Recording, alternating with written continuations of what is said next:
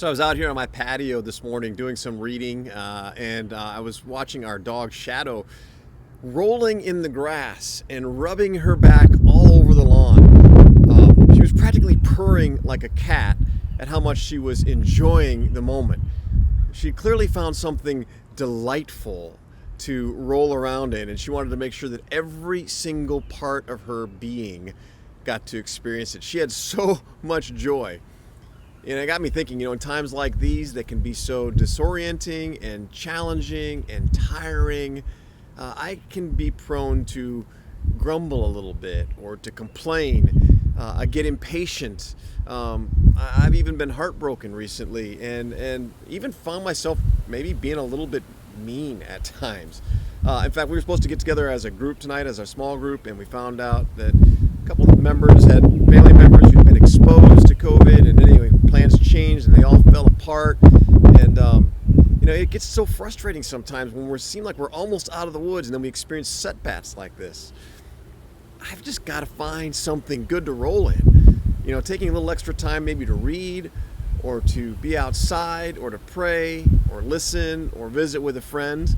I'm curious, what are you immersing yourself in these days that brings you joy? It's not selfish.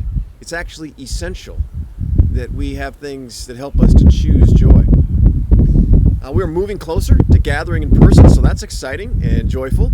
On Sunday, we had 50 of our staff and family members worship together out in Grundy County, and in spite of the lack of some of our regular hospitality, like our coffee house and handshakes and hugs, that good stuff, in spite of some social distancing and having to wear masks, people really enjoyed being together again. In fact, on Monday morning, our staff gathered in our parking lot in person for the first time since March. And we sang songs and we prayed together and we shared stories of God at work. We did some leadership development, but it was just so good to be together again in person. And as we continue to step forward towards more in-person gatherings, the senior leaders are working and praying together with the board. And we want you to know that our desire and commitment is to do as Paul instructs us in 1 Corinthians 16, to be on our guard, to stand firm in the faith, to be courageous, be strong, and to do everything in love. As we move forward with beginning to gather again for in-person services, there's a chance that everything isn't going to be up and to the right again.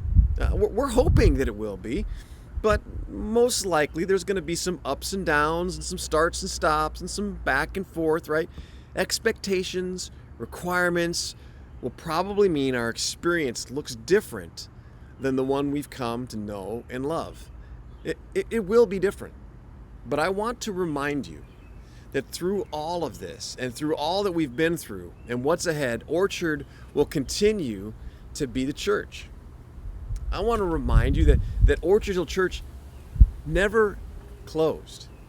Our building, yes, but not our church. In fact, we've had more than 200 adults join new short-term groups that have been offered during this time. Get-to-know groups, prayer groups.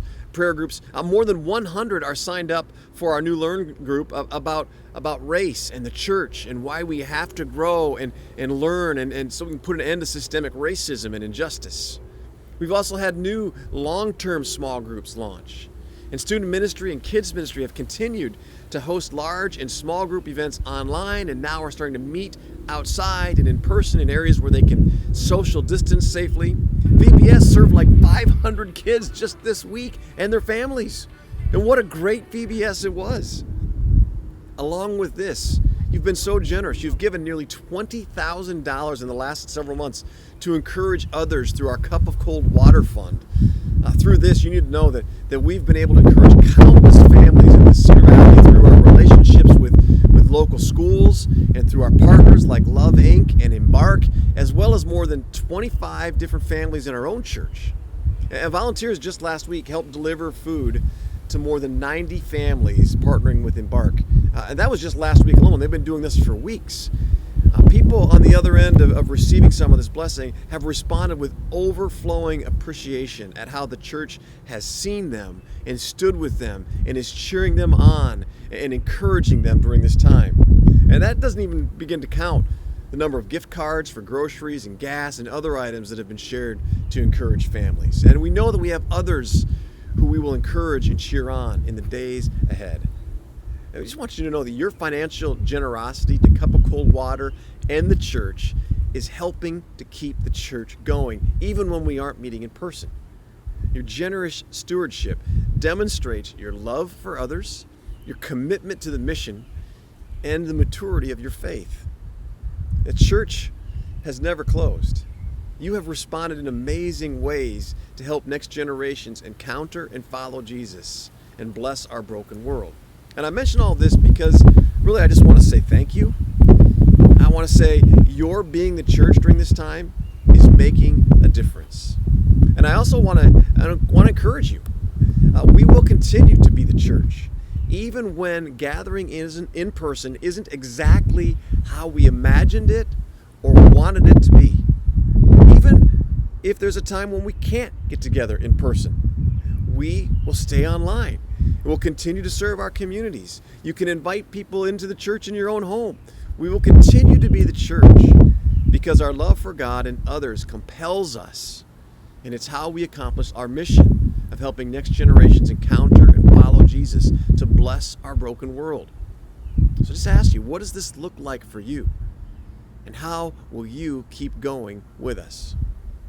We're excited for these next steps. You guys are doing a great job. So continue to stand firm, be strong, roll in something good and delightful, and choose joy. And remember that we love you and we miss you. And very, very soon, we're looking forward to seeing you.